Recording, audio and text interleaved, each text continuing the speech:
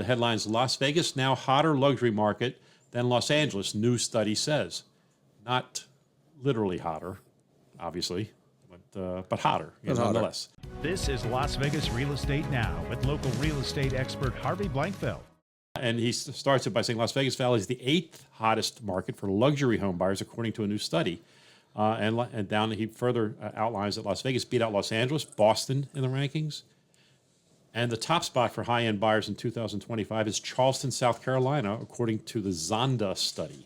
I don't know. So how does he define luxury? Did he do that in the article, or let's see if he says what that is. I'm not sure he did, but let's talk about what he is. Zonda notes Las Vegas high-income job market has grown 7.9% since 2019.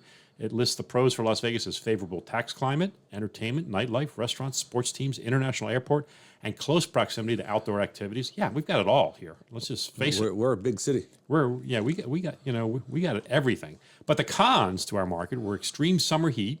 Okay, not much we can do about that. No. A tight housing market, which is true. Lack of green spaces compared to other cities. I might challenge that. I think that we have a great park system here. We do. Yeah, it may not be quote unquote green, but it's a good park system. There's a lot of parks here that are green, have a lot of grass. Absolutely, they didn't convert them. I mean, I think that may be an oversight. That may be, and then higher average crime rates in some areas. Okay, look, every city's got this. Right. I'm willing to bet where these luxury properties are, the crime rate is in check. I think so. And then he went on to quote Kiori Nagao Chiti. I know I'm mispronouncing it, and forgive me. Good job. I just don't know. And it goes on to say, while the leisure and hospitality sector remains a cornerstone, we've witnessed substantial growth in key sectors such as healthcare, distribution, film production, transportation, and sports entertainment. This growth demonstrates the city's commitment to fostering a diverse and sustainable economic landscape that benefits all residents. I think that's a great point. We're more than just casinos now.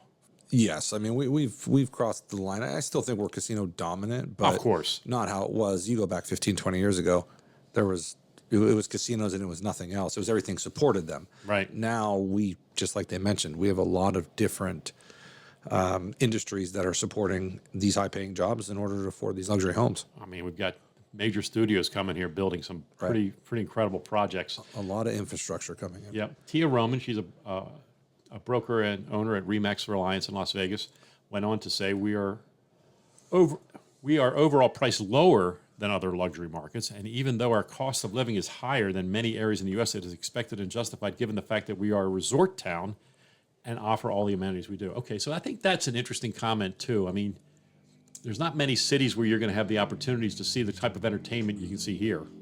I mean, other cities will have it. Well, we're lacking museums.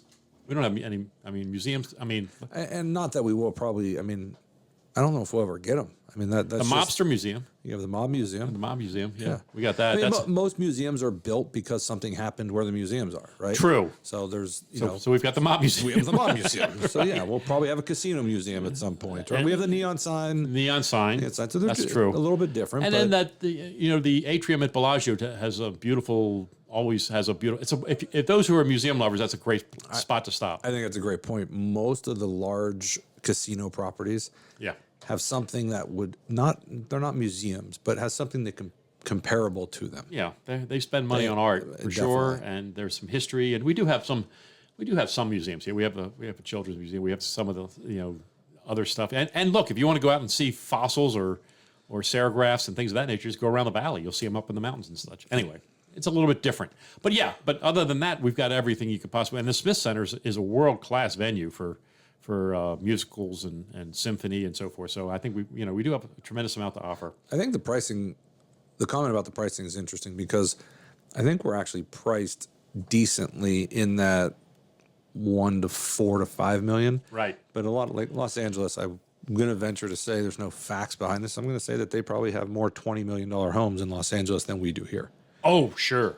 So like no doubt. For pricing wise, it might be a little bit misleading because I think we have the same, $1 million homes here and $1 million homes in certain parts of California are going to be comparable.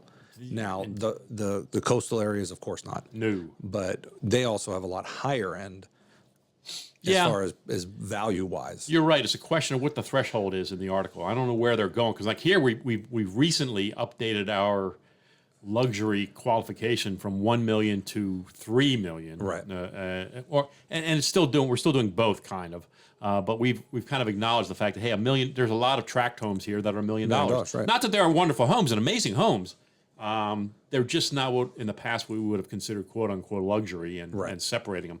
And maybe that's a great point, because the coastal city, 2-bedroom condos are going to be $1 million. Exactly. And when you say luxury, to me, the one thing that comes to my mind is it's a custom build or a semi-custom build. Right.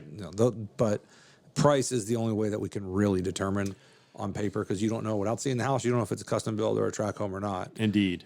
And some of the builders out there doing what we would call semi-custom, the big guys, Toll Brothers and Blue Heron and those guys, those are they're building $3, $4, $5 million homes. And they're quote unquote semi-custom. They start with a plan and then they just add on to it, which is another whole market segment that we never had. Right. We never had that until recently. Very, very few developments in Las Vegas were like that. Yeah. I mean, there was some stuff going on in Southern Highlands, there was stuff going on out in Red Rock. There was some stuff going on. Certain, I focus on and Anthem. There were some elements of that before, but I think it's expanded dramatically recently. And so the luxury market becomes an interesting element. And I think it's going to continue to grow. One of the things they said last week, Nicholas made this point. He said, we're turning into a much more high-end market, and affordable housing is a lot tougher here. Right. Land's expensive, and it's not readily available. So we are, in fact, turning into a more of a luxury market because of what we're offering. But the challenge we face is you still need that entry-level housing, because you have to. And I mean, a majority of our jobs are service-related. Right. They're not going to be able to afford a $700,000 home. Right. It has to get into a price point where they can get that starter home, and whether it be a townhouse, whether it be a condo, but something to get them started.